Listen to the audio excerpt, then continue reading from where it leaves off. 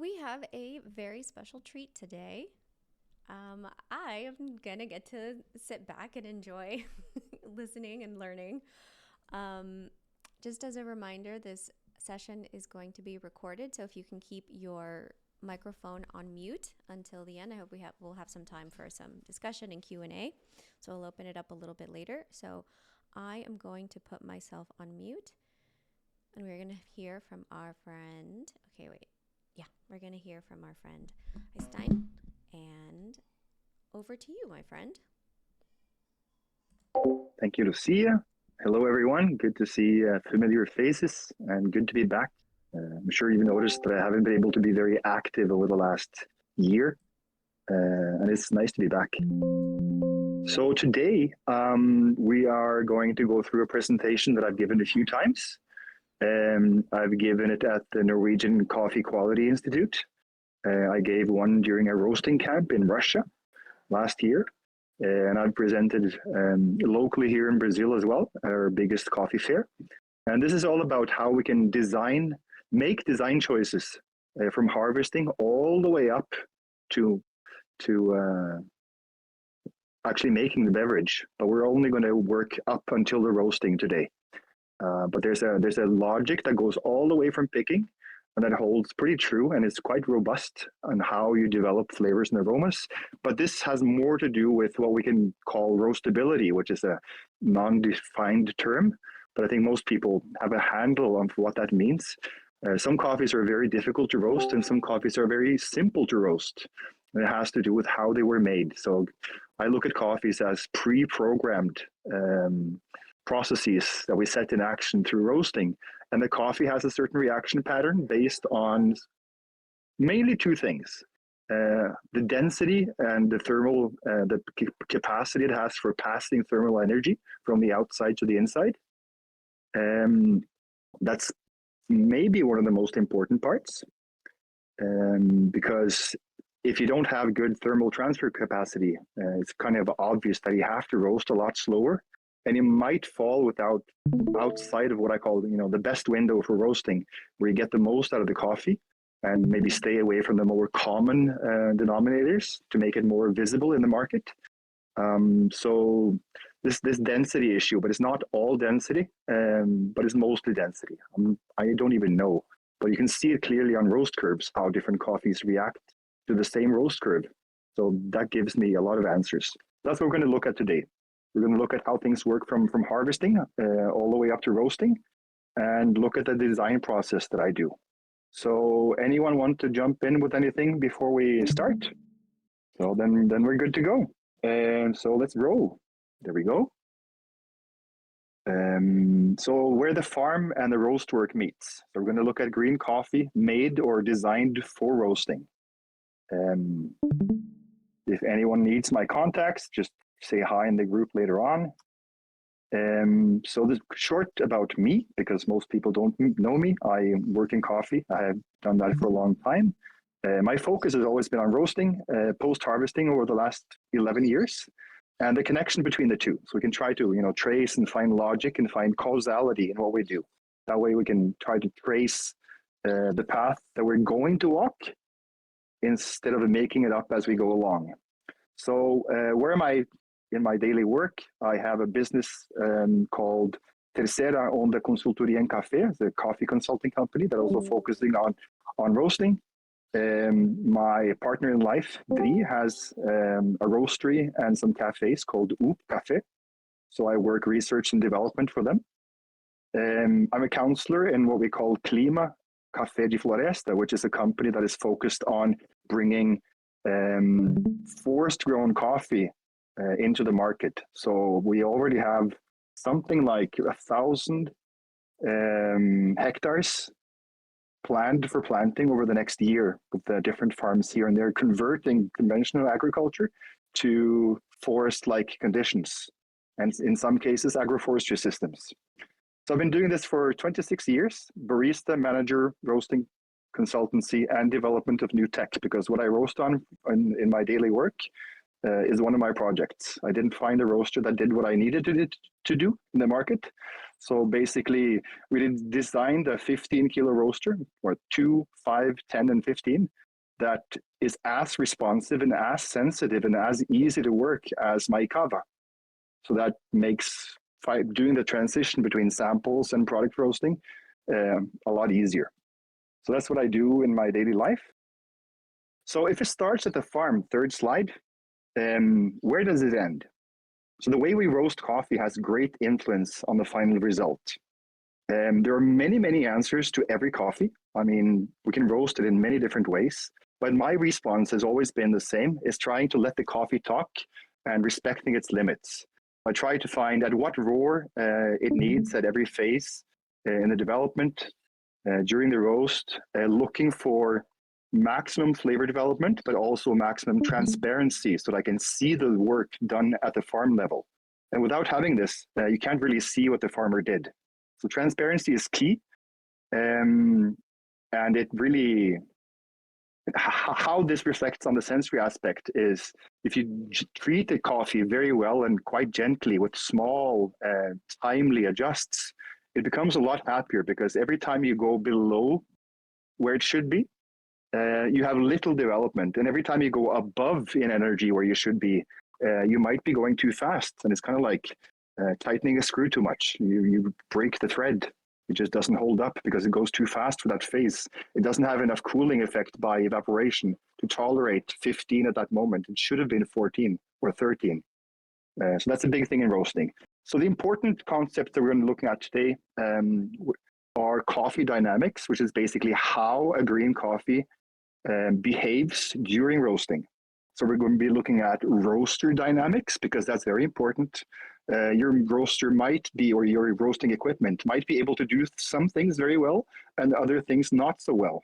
And we're also going to look at roast profile or roast recipe dynamics to see if the way you are roasting is upsetting your repeatability. Like, for example, if you roast in a heavy-handed way with lots of energy at the end, it might be really difficult not to supercharge your roaster with heat as you go along the day. That means you have a bad recipe because it doesn't help you in your daily work. So let's move forward.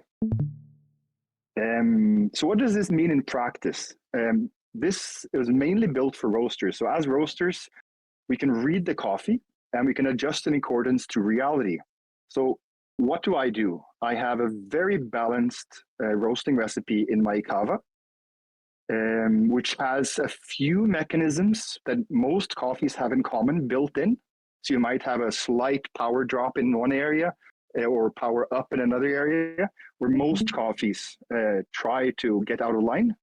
And then you have bigger problems that comes from bad sorting or bad drying or bad fermenting that can give you other kinds of trouble. So you might have to remake the recipe to roast it properly. So what can we observe and how can we interpret the readings and formulate a response? So one of the big aspects here, today we're going to look at the evaporation profile. We're actually going to see an example of it, even though it's an example that I made, but it's quite representative. So it makes it easier to visualize and understand how things work. Because when we roast, we're really trying to be like a shock absorber. So you have the heat that we're in control of, and we have the cooling that we're not in control of. And the cooling is very, very unstable. So that means we kind of have to work as a shock absorber in the middle. And that's the best analogy I can find for a human being roasting coffee. So we can guarantee that we're working in synergy with our roasting equipment.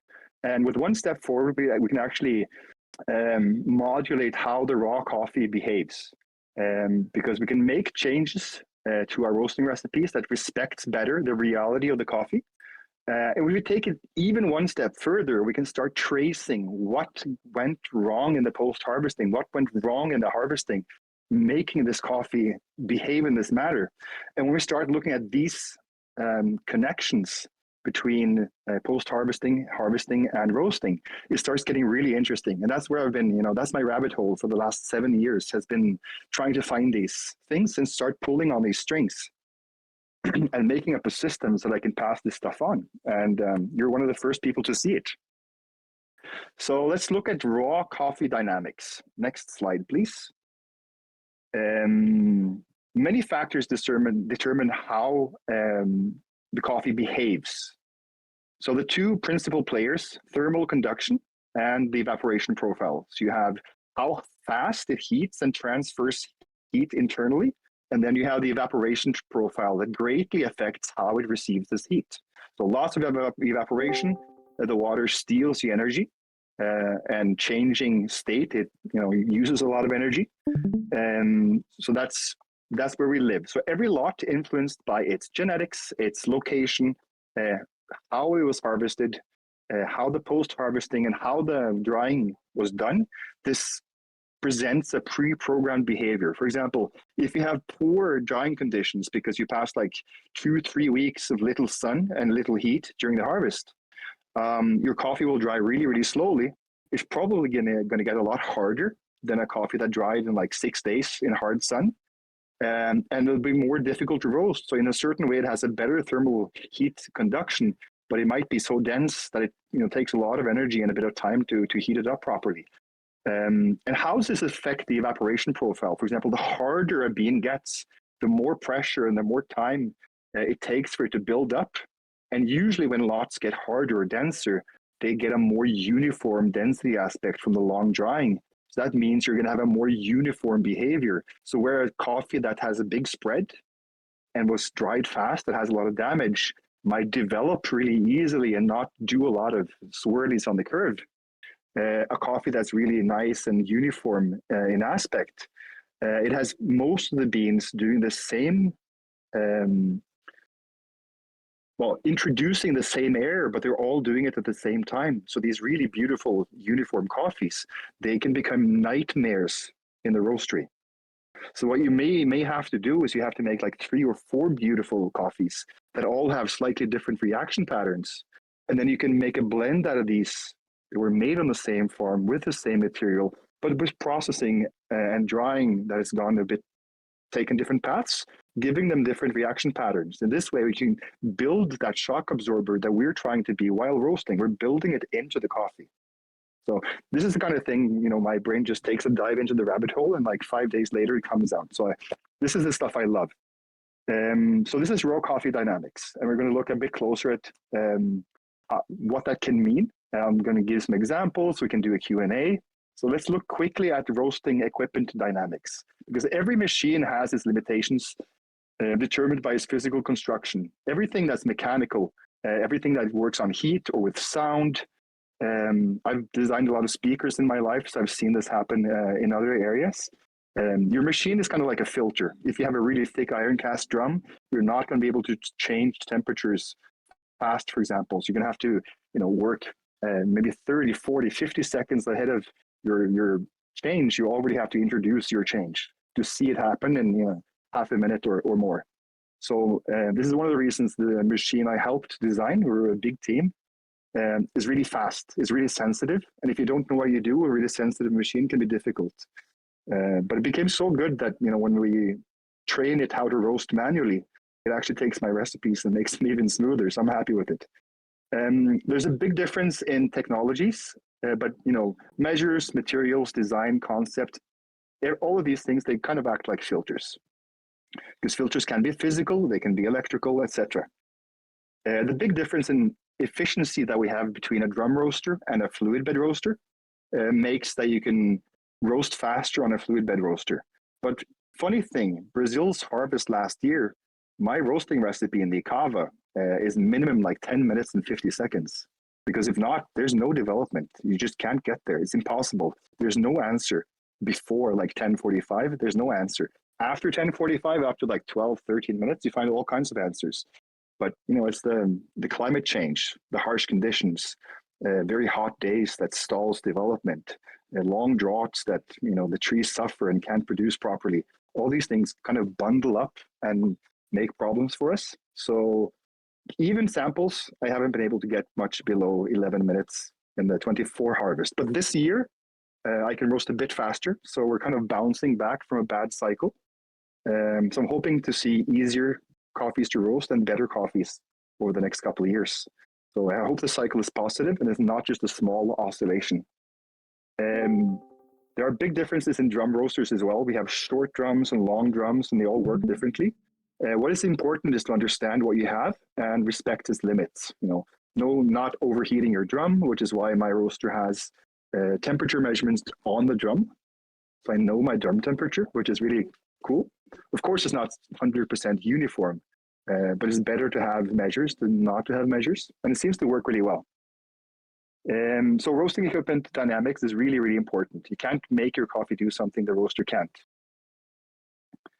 Then you have roast profile dynamics, and I mentioned the example of over time overcharging your roaster with heat, so you can't start properly. You start too hot, even though your temperature might be reading right. The heat absorbed in the machine is so big that you might have to drop your drop temperature by 20 degrees to make the same turning point. So I struggled with this part of understanding roast profile dynamics for many, many years, because when we're roasting manually and on older, simpler equipment, there's so much noise that we put into our roast curves from being really brutal. It's like driving with a steering wheel this size. You just turn it slightly and the car just... Yeah, we have no control with these older roasters. It's very, very difficult. The few people who are masters of those machines, they are incredible. They made like a connection from the brain to the gas valve. And if you sit there with your finger on the gas valve every second of the roast looking at your roar, you become the shock absorber, and you can do really good roasts, but it's really difficult. So if you don't have good repeatability of your recipes or your roast profiles, this could be the reason. There could be many other reasons as well, but what I experienced when I started roasting on the Icava version 3, which is where the inlet temperature profiles started happening. So you measure the temperature, just like I measure the ET or the environment temperature in my big roaster. We measure it at the inlet to the drum. So you have the pure energy as it is being delivered to the coffee before it loses anything to the structure. The same thing as they do in the Icava. So when I got this kind of a system, I managed to stabilize my roast so well that I started to notice that getting to this point, pretty much all my naturals, they do this. Why do they do this? And can I fix it? And when I fixed it, it got a lot better. If you have like small oscillations in your roar going into the crack, for example, a lot of naturals, because they take longer to dry, they become a bit harder to roast and blah, blah, blah. And they develop more also within the same roast time. If you do the same curve, the natural usually gets more intensity than a pulp natural or a honey, for example. So these balanced profiles, they've allowed me to see these changes happen to the roast curve, and the different coffees, they had different reaction patterns. So I started tracing this first with the Icava and then later with my bigger roaster. And found that if I really have a good curve that respects the coffee, respects the roaster, and also respects the curve or the recipe itself, and being really balanced, you really see the coffees express themselves in different ways. And then we can start correcting them. So the minimum adjustment, making your wheel really, really big, so you have really a sensitive connection. And at the correct time, because if you do it at the correct time, you have a good system. The best way I can explain to people who ask me about roasting in the beginning is to say that your bean temperature gives you an idea of where you are, and the rate of rise of the bean temperature will tell you more of what you need. And then you have the environment temperature, which is a preview of what will happen to the bean temperature dependent on its trend. And then you have the roar or the rate of rise of the air, which is wildly fluctuating because it has no damper. But it can be interpreted. In what direction is it going? When is it going to turn? So that, every time you guess right from this curve, you gain another second or two that you can see into the future. And then looking at how the air roar and how the bean roar works together, and it's kind of calculating in your head, you can start looking at what to do, but not only what to do, but when to do it. And you can see that it's the roar that is oscillating in part from the coffee and in part from your treatment. You can start making the oscillations really, really, really small. And then you can keep a coffee at the rate where it produces the best possible result at every point during your roast curve. You don't have these big dips or big no big oscillations. The less oscillation you have and a decreasing roar, but it doesn't have to be the Scott Rao way. There are many, many other ways. And you have great repeatability and you have great control. And the coffee tells its story. It's basically telling you what it needs. Here, I need some more. Here, I need a bit less. Now I need some more again. And now I need a lot because I'm going into the crack and all my beans are cracking at the same time. And there's so much water vapor that everything cools down and nothing develops. And it's like pulling your cake out of the oven and seeing it go, it becomes nothing. So that's why a lot of coffees taste burnt or over roasted and kind of green under roasted at the same time, because going into the crack, they cool so much, nothing happens. And at the end of the crack, the water left so fast that there's not enough left to go to the end. So, at 1 minute and 40 seconds, you are at flame setting 5 of 20, maybe. So 25%. And from 1 second to the next, the coffee dries out. There's absolutely no absorption from the water. So all your energy goes straight to the coffee and it just burns up in like 3 seconds. That's what happens at the end of pretty much every roast. And one of the goals of roasting and how much pressure you put on the bean, how much time it needs, is to control this evaporation curve so you don't run out of water at the end. Because then you have an inside that's green, under roasted, and then the outside gets burnt, which is one of the most common flavor profiles we find in specialty coffee. So let's go to the slide that has lots of different fermentations on it. Well, actually, it's the same fermentation, but coffee is not one thing. So if we go from left to right, I tried to find cherries that were really, really mature, that were obviously very succulent, very ripe, very full of water when they were starting the fermentation, going down to drier ones, and then at the end, more immature ones. And this lot is a mixture of red and yellow. It's 78515, a Katukai.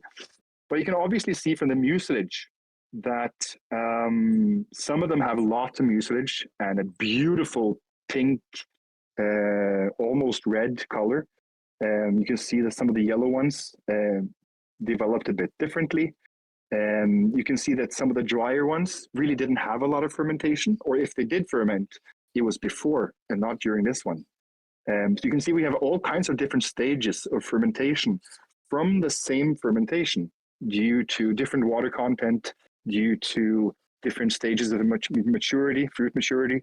All these things affect how a lot ferments. Oh, yes, it was fermented in a sealed bag without removing oxygen, because I figured the culture would start better with more oxygen. We left it for about 2 days. We had terrible weather for drying, so it only reached like 30 degrees during the fermentation.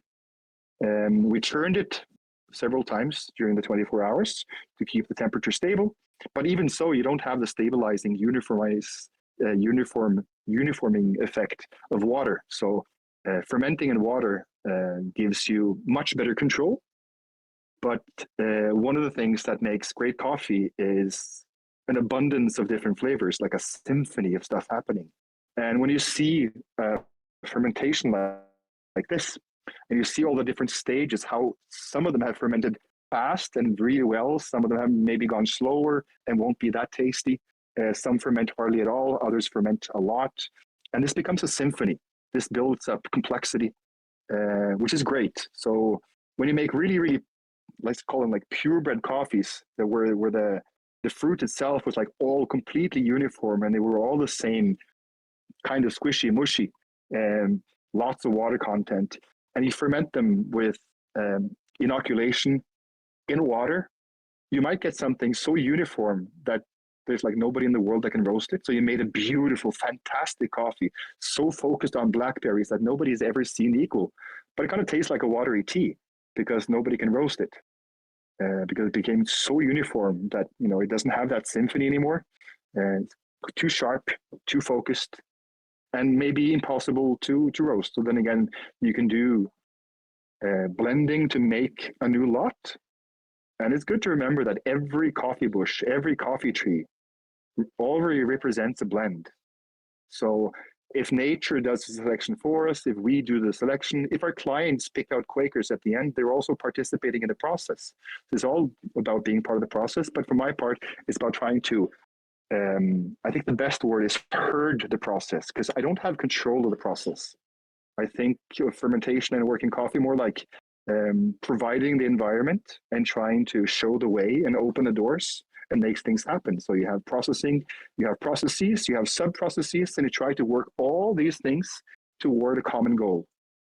So you will have some things that you can exclude and some things that would be good options. And you fork out like 2 ahead to see where these options might go. And then you make your decision. But it's nice to make a decision based on what I call or knowledge, or, what I've found, what I've seen, what works, and what is robust enough that I can have the guts to present to people like you. So let's go to the first roasting curve slide. This is actually from a design from one of my t-shirts that I made a few years back, which is a typical example of how coffee wants to react, and a typical example of a terrible roast. And these are everywhere. So if we start with the graphic itself, non-compensated behavior, the coffee does what it's been programmed to do. So there are a bit of a divide between the blame here.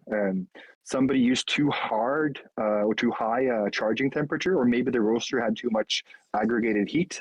So you have a really high roar peak at the beginning of the roast, which means your roast will become really, really short and heavy-handed. And the best way to get going is to let the evaporation eat your energy, which is what happens. So you have this, you go up this big peak, and then immediately the energy goes into the deficiency and becomes, what is that? Concave. All the way up to where the crack starts at the end of the recipe. So what happens when the crack starts, then you have even more cooling action happening, because you have a lot more surface area, so you can evaporate a lot faster. The center of the bean is much more accessible to the atmosphere, so you have a lot coming out. And this just kills your development. You go, this is all in Portuguese. I didn't have the time to go in and edit pictures. But it basically says excess roar at the beginning, end of drying in the middle. Then it says roar crash, beginning of first crack, and at the end it says flick. So the coffee was handled in a very heavy-handed way, goes super high, then it goes into deficiency because you're doing a non-compensated. Then you go all the way up to the crack, losing energy in a nice way, but it should be a nice linear curve and not this one. Shouldn't be like this, should be like this. So you go from, for example, 16, 17 per minute, and then you enter your crack. If you have a beautiful coffee from 2016, 17, you can go up to like maybe 25 per minute, and the coffee can handle it. I don't go above 18, even in production roasting today, just because of how global heating is going. And then at the end, obviously, this coffee dries out and it goes into a flick.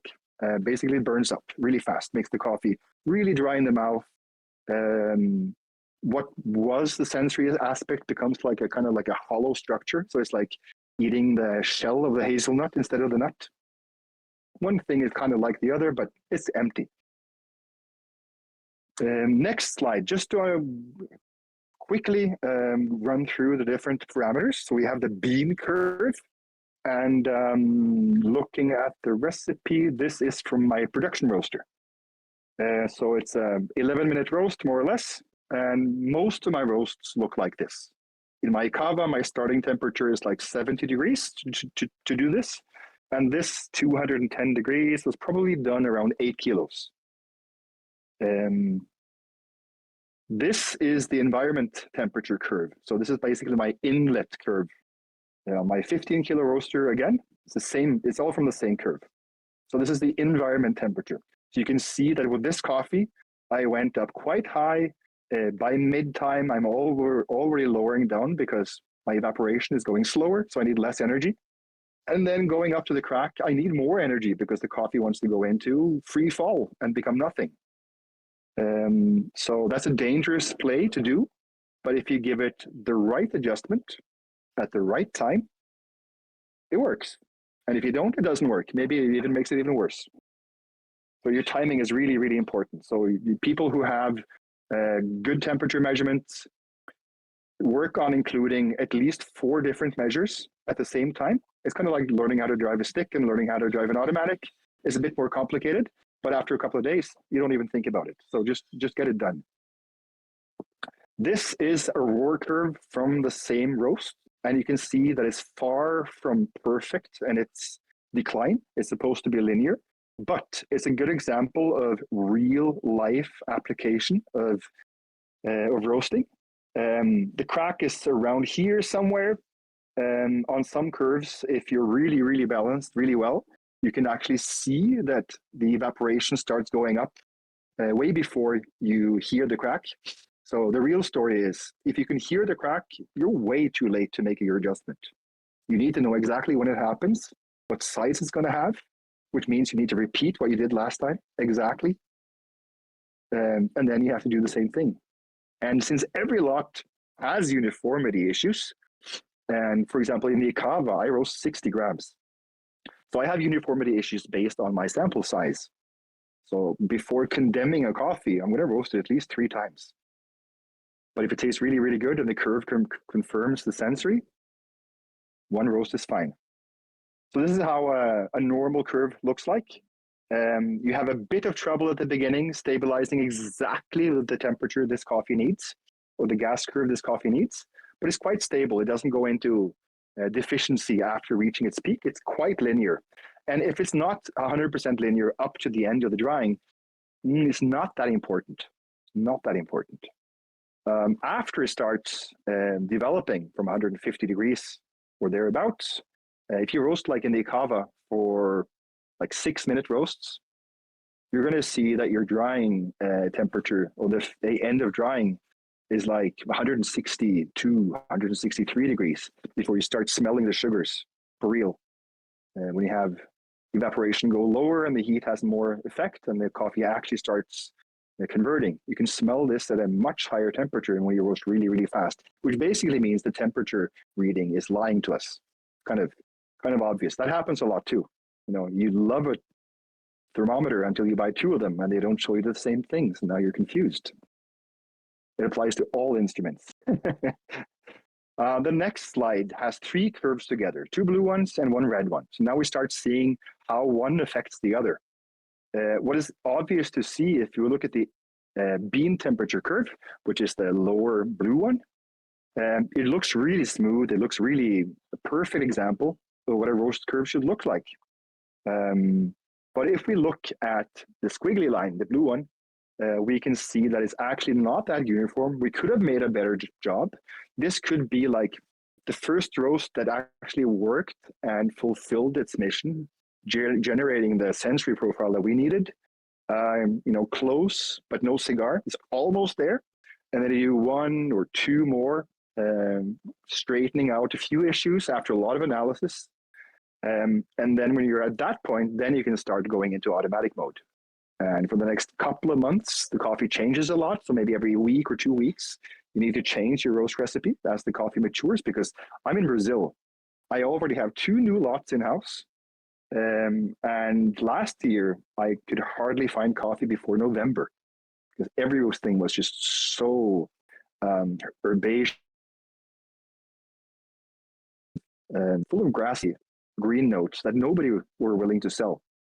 But this year is a lot better. So I already have 2 new coffees in the house, and they're going to see a lot of changes because they're really, really young. And it's just like young wine, they might develop that fantastic rounded, beautiful acidity, but for now they're kind of square. They kind of have some sharp edges. The symphony hasn't filled out properly. It's kind of like young wine. Can be, have some fantastic peaks, but as it matures a bit, it's going to get more complexity.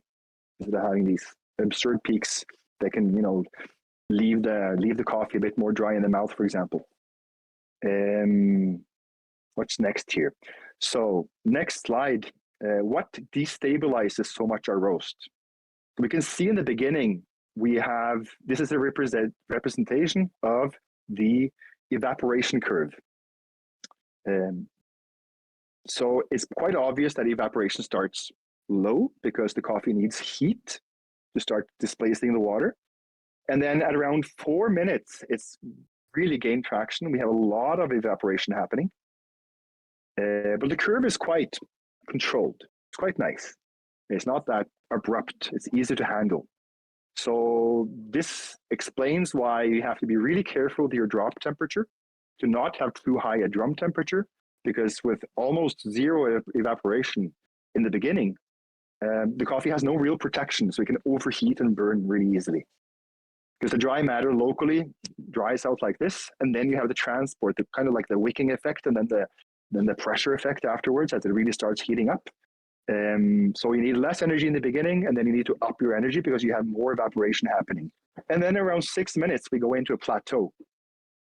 Reaching this plateau, we need to start dropping our energy, because if not, our coffee is going to turn into a runaway. It's like it becomes a tsunami that nobody can stop.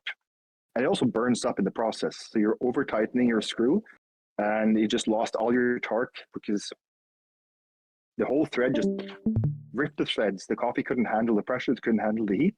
So it becomes nothing. It just becomes an empty shell.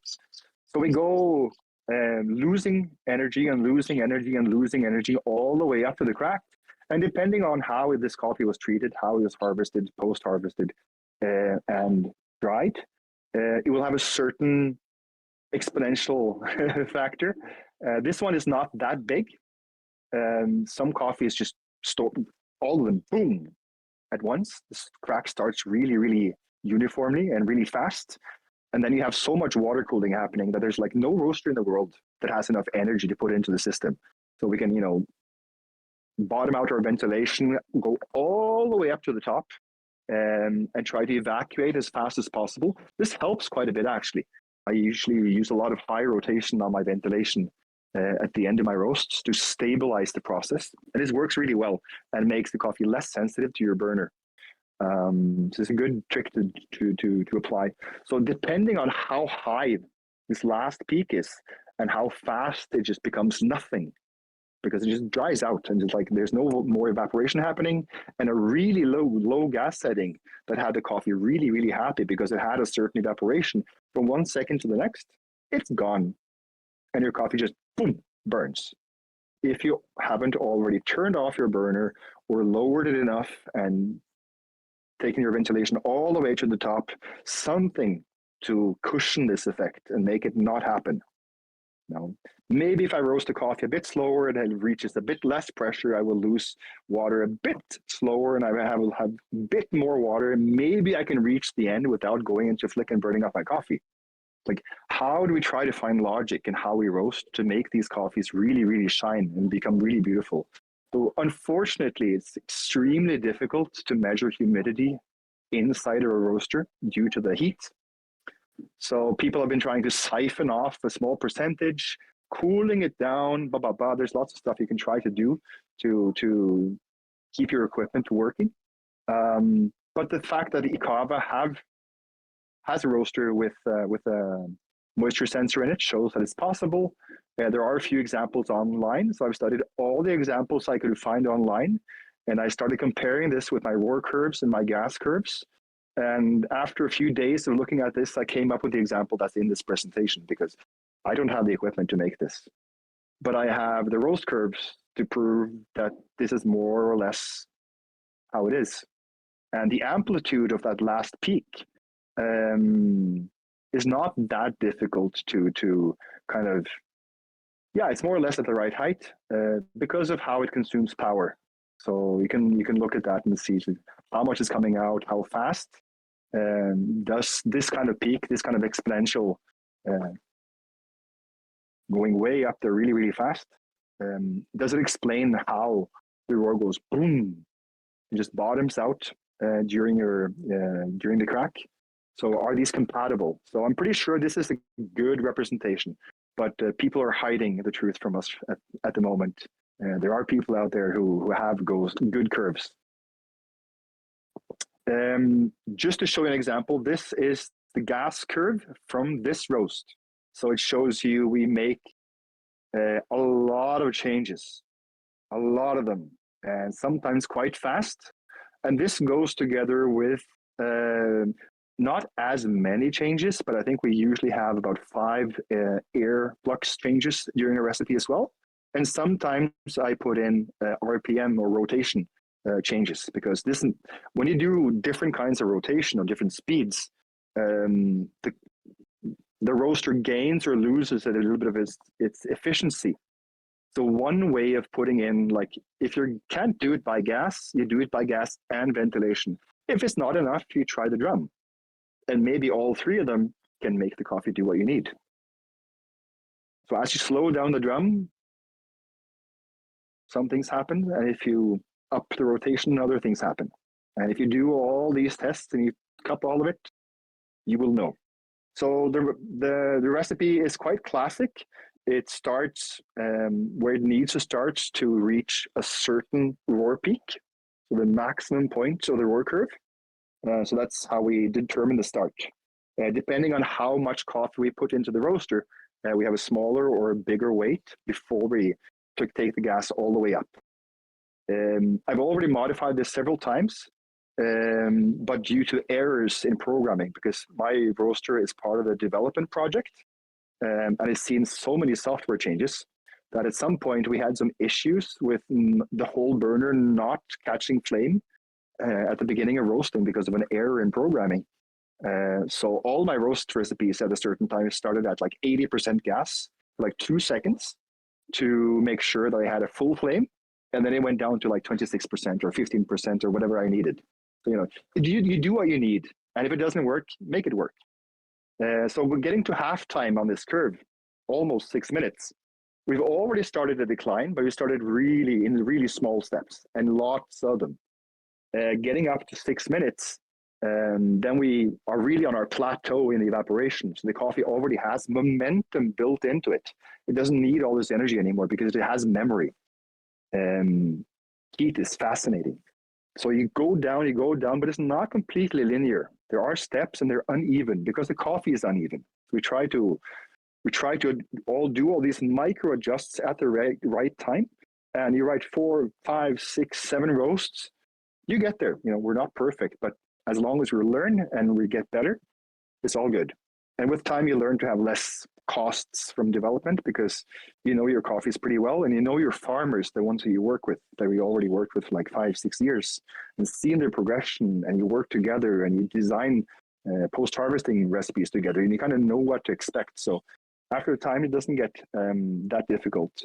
By the time we get to 8 minutes, we are practically at 0 gas, maybe like 6%, 5%, and steadily going down because we need less and less energy. We need to make sure that we enter the crack at the right temperature, at the right time, creating the development that we need.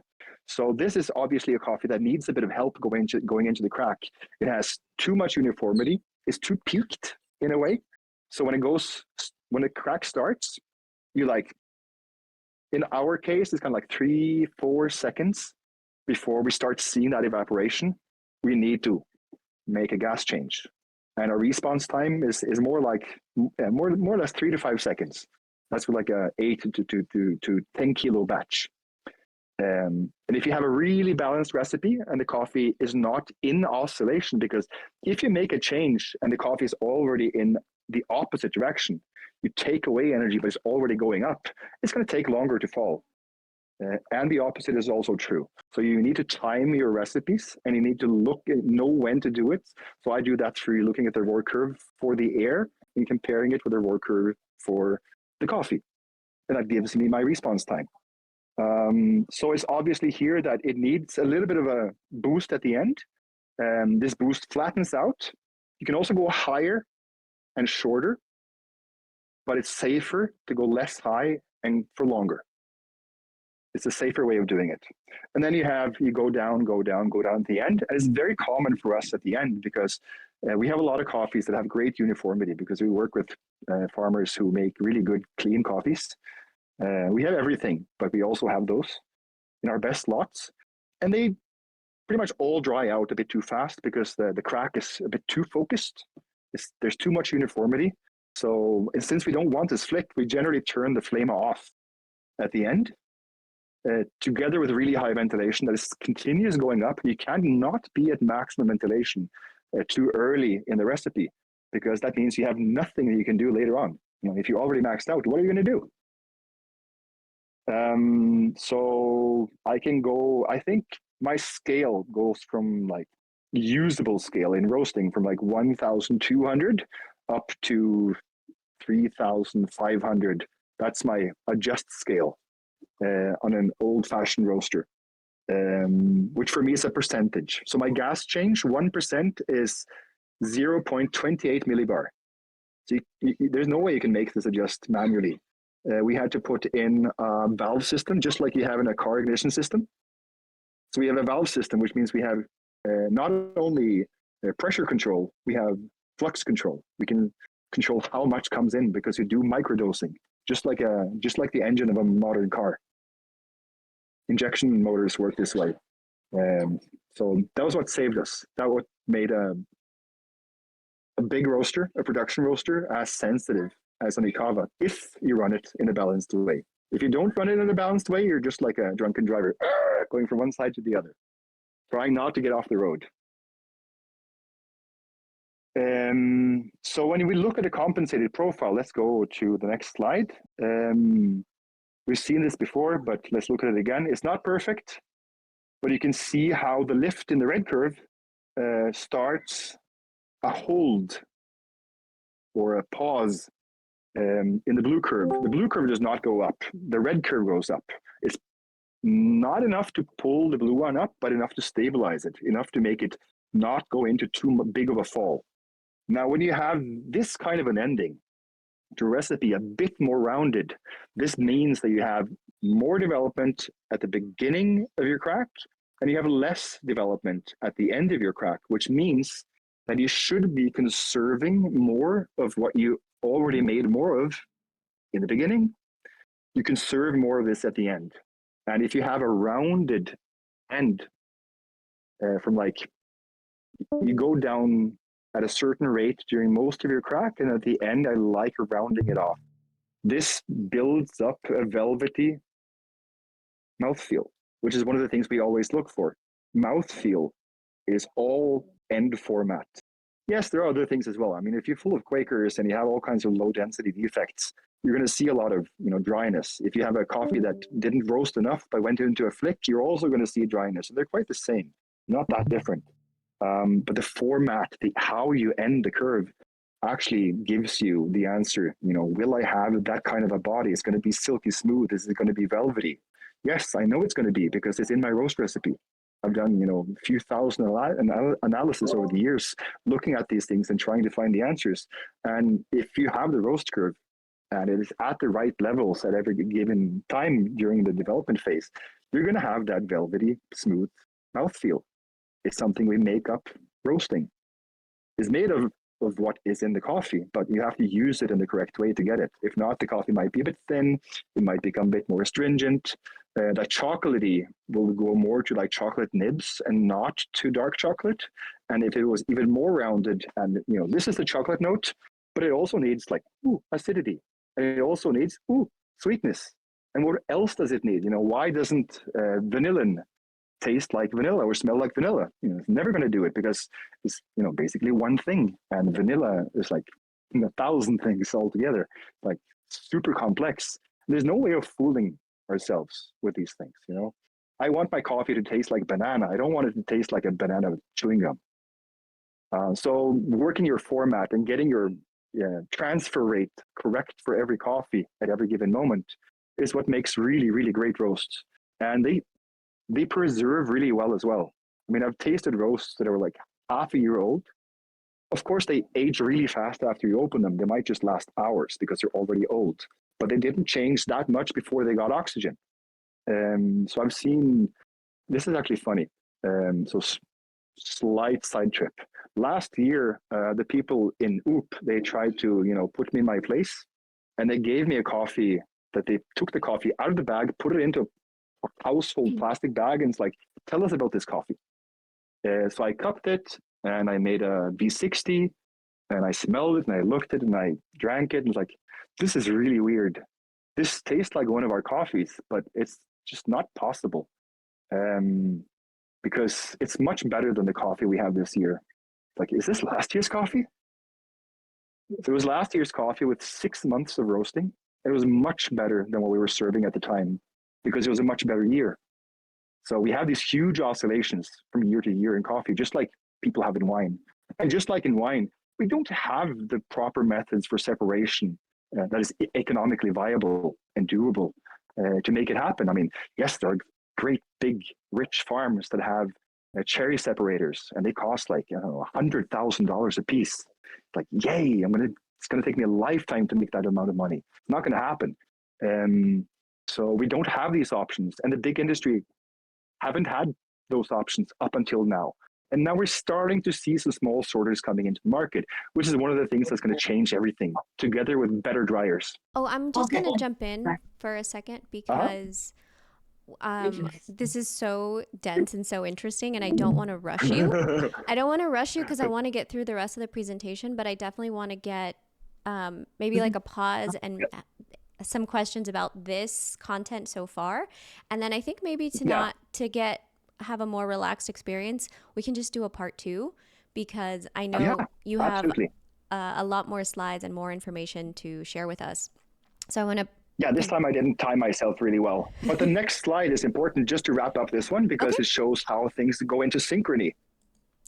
So we put all these profiles that we looked at together on the same screen, which should be the next slide. You can see that I've marked 9 minutes and 3 seconds. This is where the evaporation starts to become significant. The change is significant enough for me to have to make a gas change. And you can see it really well from the top red curve, which is basically like a roar curve. The red one shows that, boom, the evaporation goes up really, really fast at that point. And how fast it dries out is how you make your last decline on your gas settings and how you work your ventilation. So let's stop with that one because the next one is the ghost in the roaster slide, which means we're going into sample roasting. Awesome. Thank you so much. So I do want to prioritize anybody else's questions on this. I have things that I'm going to bring up, but just with time. So if anybody wants to turn on their camera or give a little wave. Hey, good morning. Good morning. Good morning. Oh, I will ask from Hawaii. Yeah, from Hawaii. If this is not your first time, please tell us how to pronounce your name and give us a geographic location so we have some context. So my name is Valen. My last name is Romero. You can pronounce it however you like. I'm okay with that. Yeah, I'm in Hawaii on the Big Island. And yeah, I work in coffee. I started as a barista. I moved more into roasting, and I'm trying to get into coffee processing. This next harvest, I'm hoping to be in the fields and the tanks as much as possible. So, yeah. Awesome. Thanks for joining. We know it's early. Did you have a question? Yeah. No, thank you guys for doing the Discord a little bit later today. I appreciate it. All for you. Yeah, I had a question about the so we have like a really big roaster that like I generally use down there for like the production roasting. It's like a Diedrich CR50. So it's like a pretty, 100-pound drops generally. My concept of like the ROR, like when I first got into roasting, like what the roast curve is like supposed to look like has kind of like changed over time. But like I've also, cupping the coffees and tasting them and stuff, like I've also like kind of like grown in like my sensory perception concept. I guess like what I was wondering is like are like the information that you were talking about, Eystein, it, is it going to be transferable or compatible with like a larger roaster like that? Obviously, like where the bean probe is and everything in the like the temperature probe inside the roaster is going to affect how the curve looks, right? But yeah, just as far as like the that declining ROR that you were talking about in first crack, I don't know. I took a little bit of like notes, but I'm gonna try to kind of recreate like what you were talking about. Let me try to predict you a bit. So big roaster has a slower reaction pattern. It's more difficult. It's let's call it underpowered. Maybe it might be powered correctly for not burning the coffee, but you're leading with there's a lot of coffee in it, and they're generally they present different dynamics. So what's important with every roaster is, can you get it modified to make them what you need? So that's the length I go to. And when that didn't work, I entered into the factory design team, and we made it together because more people, lots of intelligent people, really good programmers, really good designers, and then like, wow, it happened. So you have to be really, really tidy with your roasting on a big roaster, because you might have to make your adjust like 1 minute before you need it. And if you can see something going wrong, there's absolutely nothing you can do, because if you make it through this, because they're low efficiency and they're kind of underpowered, and there's lots of momentum in the coffee because there's so much coffee. You know, if you lose your electrical energy and the drum stops at like 185 degrees, this stuff just goes into combustion, just catches fire all by itself because there's no cooling anymore. There's so much power built into the roast already. So that's your main problem. Your roaster is really, really slow to react, which means you need to be really, really tidy in how you roast. You need to know your coffee. You need to predict it. You need to do the same things at the same time. It is always worth doing a post-roast analysis to see if, did I anticipate myself like 1 second, 2 seconds? Do I need to wait another 2 seconds or 3 seconds?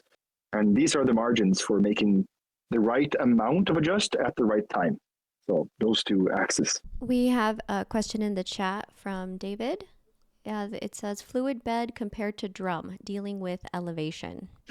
Dealing with elevation doesn't really matter that much, be it roaster elevation or be it coffee elevation, because you can actually work on the coffees, but it's really difficult from your microbiology. That's the difficult part. Then you need this attitude. You just don't have the right mix, and it becomes really, really difficult to have success. About elevation? About elevation. So elevation was one element, and then there was also fluid bed compared to drum. Yes, thank you. So you can get away from a lot of the problems with elevation in relationship to where the coffee is grown through post harvesting and through good drying, etc. You can null out some of the problems from lower grown coffee. And there are coastal coffees that just roast marvelously. So, you know, there's a big spectrum. Well, what about physical elevation of where we are roasting? How the elevation of where we are? Yeah, no, it doesn't make a big change. I've roasted at like 1,500 meters and at sea level, and there's not a big difference. And I caught Mr. Rao saying something about the same a while back as well. Just like, forget about it. You've never had a lot to of crazy things in coffee I have had to change things, yes. But for example, I lived in Salvador and I was working at 1,200 meters. So coastal roasting compared to roasting in the mountains where the coffee is grown. And yes, there are some differences. But for example, the heat potential of air that is much more moist at sea level has a bigger effect than pressure. So I think coffee has like a million myths. And we need to myth bust most of them. But I think the roasting altitude, there are many other factors that speak louder. I want to talk about that because we have an Ikawa, and we've noticed that at altitude, if we don't increase the airflow significantly, the coffee won't even loft, it won't move, it'll stall and burn. It sticks. Yeah, so I guess just like if you have a really, really good microphone and you put it in the cupboard for like 2 months and don't use it, the coil gets all sticky because it has like old school lacquer on it, so it becomes glue and your microphone doesn't work anymore. So it's kind of the same effect. That you can also see that when but it's more about making an educated guess, saying that fresher coffee could possibly have something a bit more sticky on the surface than older coffee, where this has been used up in some way, oxidated, just gone by age. So every single time I start roasting a new harvest, during the harvest, I have to up my airflow quite a lot. But if I go back to pick an old sample from last year and roast it at the same altitude, at the same time, same days, same recipe, it doesn't stick. So I think this is because we're roasting young coffee and not because of the altitude. So help me find a parallel in your work and see if there's a comparison with your work, and maybe we'll have a better answer. I've just noticed through the harvest here, this is our third harvest, so throughout the year, I roast the same coffee. I hold on to samples and I roast the same coffee, the same profiles. If I change the airspeed and reduce the airspeed, even a year later, it sticks. So for me, I always associate it with air density. Yeah, maybe it's just so humid where you are that you see more of a change. Are we flow like my region of Brazil is quite 60 to 70% humidity? It's quite dry. With 1500 we go meters. a bit higher than that sometimes, but it's usually lower. Minas, as a state, has an average of 1,300 millimeters of rain per year, and it's quite focused. So we're having like 4 months dry period these days. It's quite a lot. Yeah, we get about 6. So that makes a change because the coffee kind of acts differently.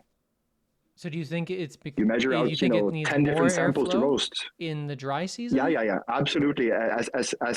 No, less airflow in the dry season, but the dry season also it's a bit difficult because when it gets a lot colder here, because right now this is Brazil, and in a couple of months I'm going to be in a t-shirt and shorts and not know what to do because it's so damn hot. So how the humidity interacts and when it interacts with your coffee is also like during the day in winter, it's really, really dry, but during the night, it gets really humid. And then you have the summer part, which is really hot and really humid, and the hot just never goes away. 2 o'clock in the morning is still 28, 30 degrees Celsius, and the air humidity is like 70. It's quite a lot. I started noticing this air humidity thing a lot more this year because I started walking around with a relative humidity measuring thing on me. My new thermometer for working this harvest, my laser, does multi-point measurement. So it's much better than a 1-point measurement because it averages out. And it has air temperature and it has relative humidity all on the same chip and a color screen. And it was quite cheap. So I found a great instrument, and I've been playing a lot with air humidity and trying to understand better because back in my barista days, because I've done the same path as Valen is on, we noticed that we can adjust our grinders, training ourselves to feel the air on our skin. So at the end of the day, it usually gets a bit more humid, and you're feeling it on your skin, and you're changing your grind on your espresso as you're feeling it change. And your espresso is really nice and stable because you found a good mechanism. Just like you can listen to the temperature of the milk. You don't need a temperature measuring thingy. You need to know which tone it's going to make when it hits each temperature. It's that simple. I love that. I love bringing it back to like our bodies and our senses. I think you and I have talked about that because before. It's all about connection. It's about you being you and living life to its fullest and connecting with stuff, connecting with people, connecting with your foods. I'm getting this feeling over the last few years that the sensory aspect informs us of so many things, including the nutritious part. How nutritious and how good is this for the body? Your tongue understands one thing, your nose understands the second thing. Your brain takes all of this and mushes it up and processes it. But it comes together with how you feel, how you salivate. Different acids make you salivate in different ways, which means you can do triangulation when you have a cold because you don't need your nose. You just need to know how your salivating glands work. This kind of acid, it starts really high and then goes down fast. The other kind of acid, it doesn't go that high, but it sustains salivation for more time. So I've done calibration and the triangulation testing with a cold, with a non-functional nose and no sensory at all, just from seeing how my mouth salivates. Oh, and looking at the color of the coffee too. So that can give you some hints. Do we have any other questions? Anybody else wants to pop in? Nick and Dylan are having a conversation on the chat about altitude. I had Oh, Valen, go ahead. one other question. You were talking earlier about drying. So specifically the farm that I work for, it's like a really big farm, and like it's like one of the only mills out there. So like we get a lot of other coffee from other farmers and stuff like that too. So a lot of this stuff is done on like a very large commercial production scale. So I was wondering if that there's specific drying practices that I could use to help improve our roasts going forward. Yeah, that's going to take a long time. A large volume. An answer would be better to give an answer directly based on more information because it's quite difficult. But in general, the sun is getting really hot and really intense, and it's killing a lot of coffee. So if you're making naturals, you have to make some adjustments, make color adjustments to the coffee, for example. It's quite efficient. Mixing processing to go outside the normal routine can be quite interesting. Like I've tried to do this year with washing, mixing up washed and natural processing to see if I can make the coffee stay natural but gain some benefits. As if it was more like a washed. And that seems to be working quite well. But unfortunately, the best samples, the ones that I made, that were not made by others, because I have the whole process in my head, they arrived like yesterday. So I'll know in about a week when I get home, because I've been on the road for 3 weeks. I have another week to go. And then I'll look at that and I can get back to that processing, which was inspired by this group and by Lucia, because she's the focus here and brings all kinds of wonderful topics in, and it's just such a value to me. The information I get here and the exchange we have is just fantastic. No, I love the questions, and that's why I think that's a better idea to have a part 2 to this. So to give you some time to try those coffees and then come back and report and then finish. Like, because I think also too, I have a whole bunch of questions for you, mostly about the concept of like the coffee leaves clues and being able to kind of like reverse engineer some solutions in our processing based on what we're seeing. So I really want to dive into that concept a little bit deeper next time. And the other, just to give you... we can design a coffee at that time. Yeah. We have this kind of material and this indicates what would probably happen and what result would this generate. So we can do a made up coffee. And I also like the idea of harnessing, our group here, because we're all in harvest at different times because of different parts of the world. So we can, inspire some of these protocols and then get some feedback on how these went, or designing some things like, our harvest here starts in December. So we have some time to design some things, but some people are already in the thick of it. But the other kind of concept that I want to put out there, food for thought, for kind of mull over and then come back for our next office hours, is this idea of uniformity, or complexity versus uniformity, and how we want uniformity because we want control, because that gives us reproducibility. Like if we're just stabbing at the dark all the time, it's really hard to have a business, and it's hard to make improvements if you don't know where you're standing. But that tipping point where uniformity gets so uniform that you lose complexity and it's boring, like that other side, that balance of being able to have a business and a product that's consistent and not boring.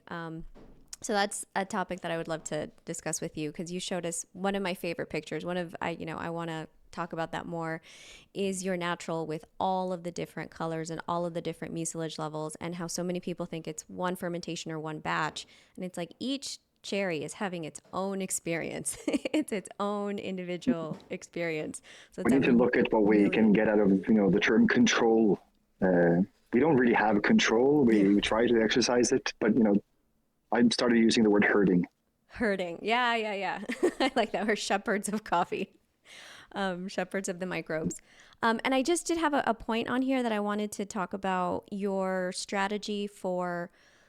It was coffee in your natural that you were put in bags, but you said they weren't sealed because the oxygen content allows more growth. Yeah, I didn't suck out the air, or I didn't burn out the air. I just left it there. since you said in one of your shows way back that a culture needs oxygen to increase its population at the beginning. And after that, if you need a guarantee against too much acetic activity, you should have no oxygen. So you have a guarantee built in. Correct. A plus, star student. So just reiterating that for the group, if you guys want to build your own protocols, is that fermentation is anaerobic, right? Microbes don't need oxygen to do their fermentation process, but they do need oxygen to grow biomass. So you do need to have some introduction of oxygen for them to build up enough replicates, enough yeast and enough bacteria to have a successful fermentation. So if you cut the oxygen off too early, you're preventing that like culture growth to have a successful fermentation. So that was excellent protocol. So what's funny is that almost every home brewer in the world knows this, but nobody in coffee knows this. It's kind of strange. Yes, exactly. There's just these simple principles and just this like opportunity to share things that other industries already know that have to refigure out for ourselves in coffee. So Eystein, thank you for hanging out with us, for sharing all of this great information. I know it was really dense and we all have to think about it for a little bit, and there's more. So we'll be sharing on here and then also on Instagram or whatever. We'll coordinate on a time and date for a part 2 and much more conversation. Thanks everybody for your time, and I will see you. Later. We'll see you soon.